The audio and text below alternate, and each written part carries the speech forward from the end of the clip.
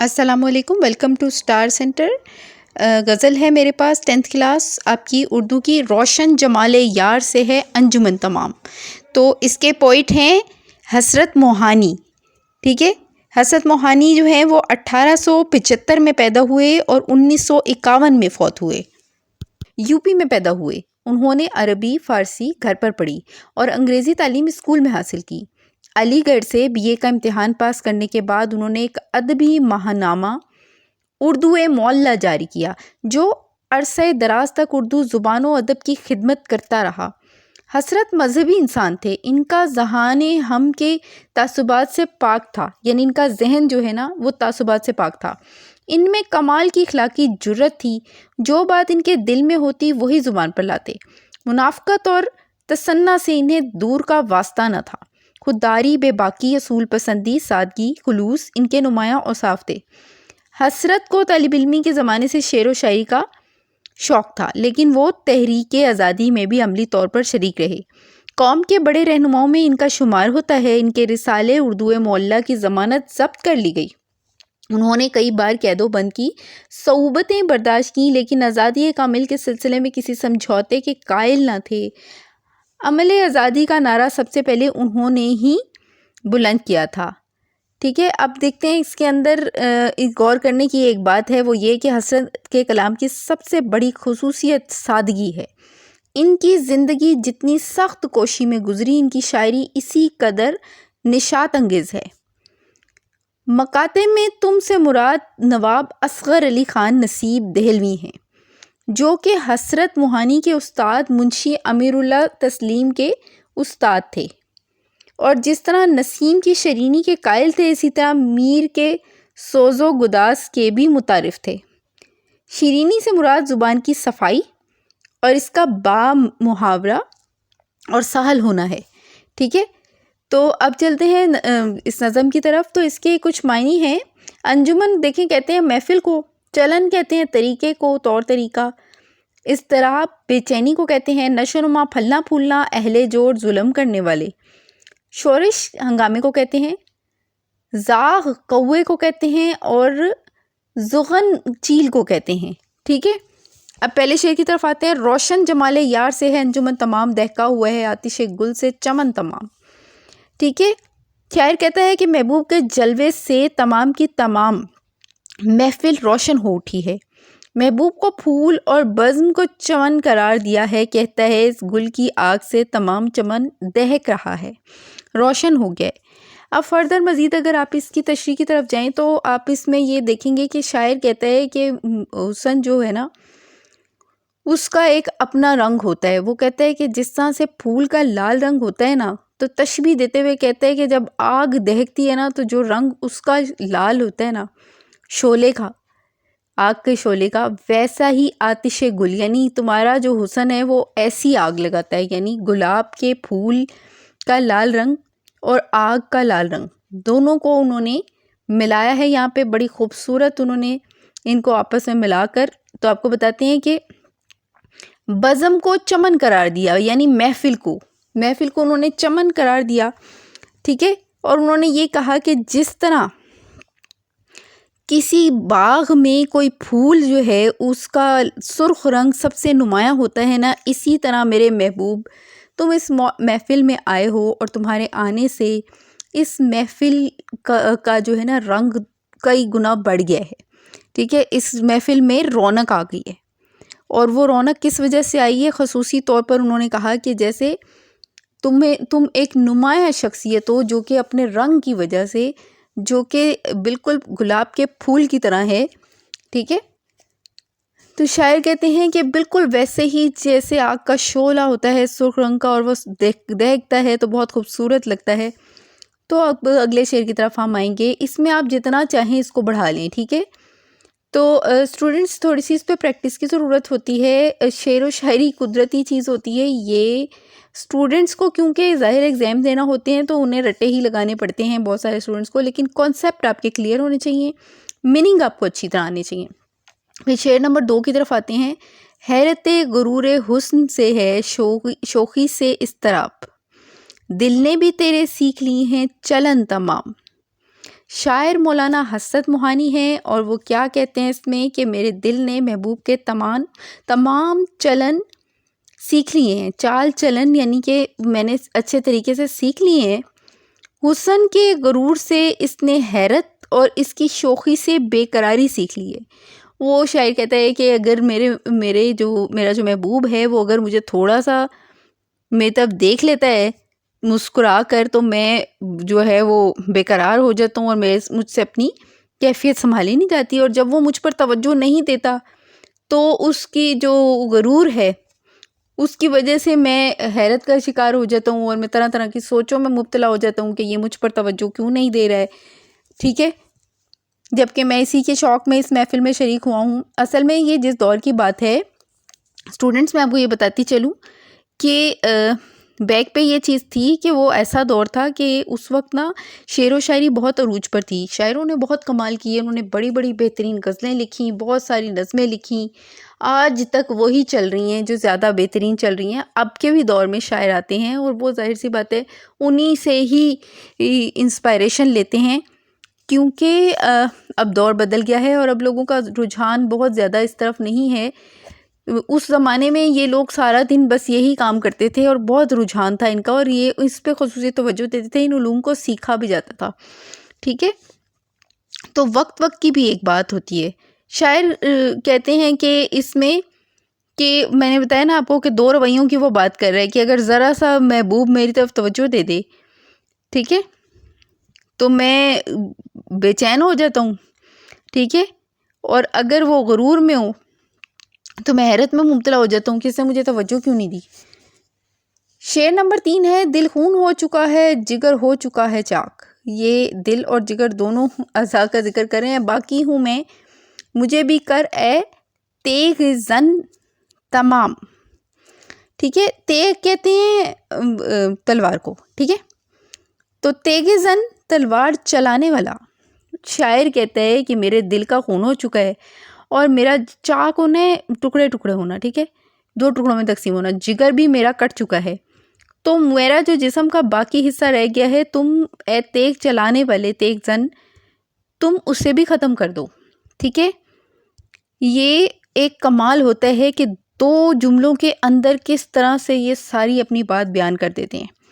مولانا حسرت موہانی نے اردو غزلیات کا ایک روایتی شعر لکھا ہے جس میں محبوب کی ستم ظریفی کا ذکر ہے. وہ کہتے ہیں کہ محبوب کی اداؤں اور ناز نے ہمارے دل و خون میں تیر سے زیادہ خلش اور درد پیدا کیا ہے، جس کی وجہ سے ان کا جگر چھنی ہو چکا ہے. محبوب نے ان کے دل و جگر پر گہرے زخم لگائے ہیں. اب شاعر محبوب سے مخاطب ہو کر کہتے ہیں کہ یہ سلگتی ہوئی کیفیت مجھے تڑپا رہی ہے. ٹھیک ہے، اے محبوب مجھے مکمل ختم کر دے تاکہ اس تڑپ سے نجات پا سکوں. ٹھیک ہے، جیسے کوئی مریض ہوتا ہے نا تو بیماری کی درد کی حالت میں کہتا ہے کہ بس مجھے کچھ دو اور مجھے اس سے آرام آئے. اس طرح سے شاعر کہتا ہے کہ میں تڑپ رہا ہوں، میرا دل اور جگر دونوں ہی تکلیف میں ہیں، تو تم مجھے سارے کا سارا ہی ختم کر دو، کیونکہ میں اس کیفیت میں جو پھنسا ہوا ہوں میں اس میں سے نکلنا چاہتا ہوں. کوئی میرے دل سے پوچھے تیرے نیم کش کو یہ خلش کہاں سے ہوتی جو جگر کے پار ہوتا. ٹھیک ہے، تیغ زن کا استعارہ محبوب کے لیے استعمال ہوا ہے، یعنی استعارہ کہتے ہیں نا، اشارہ محبوب کی طرف ہے. شعر نمبر 4 کیا ہے، دیکھو تو چشم یار کی جادو نگاہیاں بے ہوش ایک نظر میں ہوئی انجمن تمام. شاعر کہتا ہے کہ میرے محبوب کی جادو بھری نظریں دیکھیے کہ اس کی ایک نظر میں تمام کی تمام بزم یا محفل جو ہے وہ اپنے ہوش و حواس کھو بیٹھی ہے اور بے ہوش ہو گئی ہے.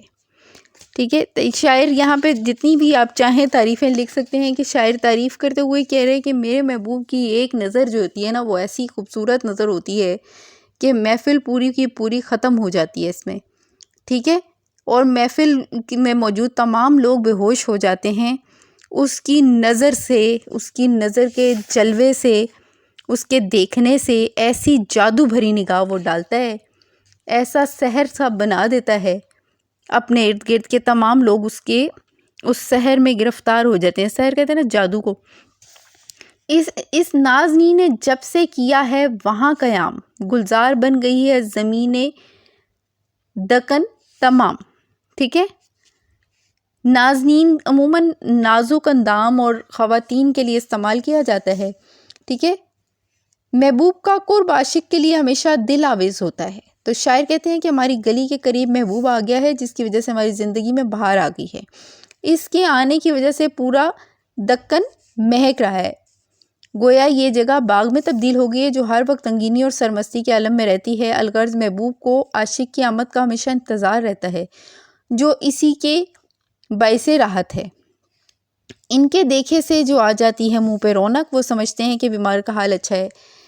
اصل میں بات یہ ہے کہ جب ہم غزل کی تشریح کرتے ہیں نا، تو اس میں غزل ہو یا نظم ہو، اس کی تشریح کرتے ہوئے غزل میں نا ذرا محبوب کا ذکر بہت زیادہ ہوتا ہے، ٹھیک ہے؟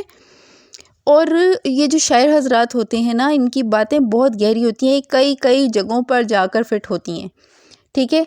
تو آپ نے جب اس کو غزل کو تشریح کرنا ہے تو اس میں آپ نے کچھ اور شعر بھی ایڈ کرنے ہیں۔ تو جو بچے زیادہ اشعار اچھے یاد کر کے ساتھ لکھتے ہیں نا، ان کے مارکس زیادہ آتے ہیں، ٹھیک ہے؟ شعر نمبر 6، اچھا ہے اہل جور کیے جائیں سختیاں، پھیلے گی یوں ہی شورش حب وطن تمام، ٹھیک ہے؟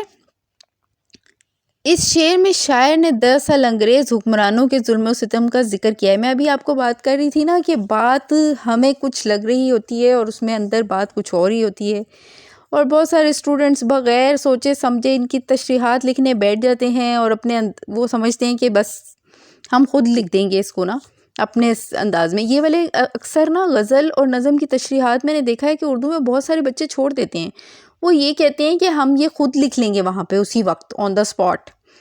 تو بیٹا اس کے لیے ٹریننگ کی بہت ضرورت ہوتی ہے، تو میں تھوڑا سا آپ کو یہ گائیڈ کر رہی ہوں، میں کوشش کر رہی ہوں آپ کو یہ سمجھانے کی، خاص طور پہ بوائز کے حوالے سے، کہ بیٹا یہ تھوڑا سا نا آپ اس کو دھیان سے دیکھا کریں۔ اس کی وجہ یہ ہے کہ تھوڑا بہت ٹچ ہونا چاہیے اس کا کہ اصل بات کیا ہو رہی تھی۔ ہم پھر واپس آتے ہیں شعر کی طرف، ٹھیک ہے؟ اچھا ہے اہل جور کیے جائیں سختیاں، اہل جور سے مراد یہاں پہ وہ کہہ رہے ہیں انگریز حکمران ہیں۔ اس وقت کے حکمرانوں جو کہ بے حد ظالم تھے اور قوم ان کی محکوم تھی اور ان پر ظلم کے پہاڑ توڑتے تھے، شاعر حکومت وقت سے مخاطب ہو کر کہتے ہیں کہ تم لوگ جتنا بھی ستم ڈھالو، جذبہ آزادی اور حب الوطنی کا خاتمہ نہیں کر سکتے۔ اب دیکھیں نا، شعر محبوب اور شاعر کی باتیں ہو رہی تھیں، اور کیا ہے یہ اصل میں آزادی، جنگ آزادی کی بات ہو رہی ہے، ٹھیک ہے؟ اس طرح تو قوم میں آزادی کا جذبہ مزید پروان چڑھے گا، ٹھیک؟ تو پھیلے گی یوں ہی شورش حب وطن تمام، ٹھیک ہے؟ شیرینی نسیم ہے سوز و گداز میر، حسرت تیرے سخن پہ ہے لطف سخن تمام۔ غزل کے مقطع میں حسرت خود سے مخاطب ہو کر کہتے ہیں، مقطع کون سا شعر ہوتا ہے؟ غزل کا آخری شعر، ٹھیک ہے؟ حسرت تمہارے کلام میں نسیم کیسی مٹھاس ہے، نسیم اور میر، سوز و گداز، اور جس کے کلام میں یہ دونوں خصوصیات ہیں ان کا کیا کہنا، ٹھیک ہے؟ اسی طرح شاعری کی خوبی تیرے سخن پر تمام ہوئی، اس کے آگے اور کچھ نہیں ہے، ٹھیک ہے؟ وہ یہ اصل میں ان کی تعریف کر رہے ہیں، اپنی خود کی تعریف کر رہے ہیں اس شعر میں کہ بھئی تم نے تو اتنا ہی بہترین لکھا ہے۔ دیکھیں شیرینی نسیم ہے، یہ شاعر ہیں، ان کے اوپر دیکھ رہے ہیں آپ نشان لگے ہوئے ہیں، تو یہ اس سے پتہ لگتا ہے کہ یہ شاعروں کے تخلص ہیں۔ شیرینی نسیم ہے سوز و گداز میر، یہ وہ خصوصیات ہیں یہ جو دو ان شاعروں کے اندر موجود تھیں، ٹھیک ہے؟ میر تقی میر جو تھے ان کے کلام میں سوز و گداز بہت زیادہ تھا، ٹھیک ہے؟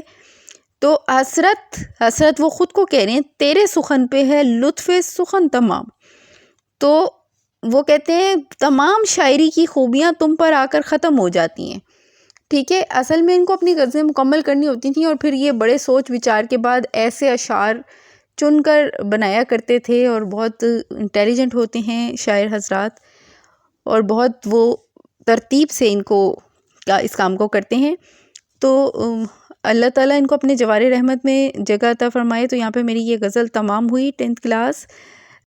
آپ کی کتاب میں یہ پوری غزل نہیں ہے، اس میں سے ایک دو شعر جو اصل والی غزل ہے نا اس میں سے مسنگ تھے، اس وجہ سے میں نے شروع میں معنی بتاتے ہوئے ہول جو پوری غزل تھی اصلی اس کے حساب سے معنی بتائے تھے۔ تو لیکن اصل بات اس میں یہ ہے کہ اس میں ایک امپورٹنٹ چیز ہے، وہ ہے نظم اور غزل میں حیت کے لحاظ سے امتیاز بیان کریں۔ تو نظم کیا ہوتی ہے؟ نظم ترتیب سے ہوتی ہے، ٹھیک ہے؟ کہ ہر کلام نظم ہے لیکن عام ترتیب کے حساب سے، لیکن اصطلاح سخن میں نظم ایک ایسی مسلسل اور مربوط صنف ہے جس کا ایک مرکزی خیال ہوتا ہے شاعر اسی مرکزی خیال کو ذہن میں رکھ کر داخلی اور خارجی تاثرات قلم بند کرتا ہے. ٹھیک ہے. غزل وہ ہوتی ہے جس میں عورتوں کی تعریفیں کی جائیں. ٹھیک ہے.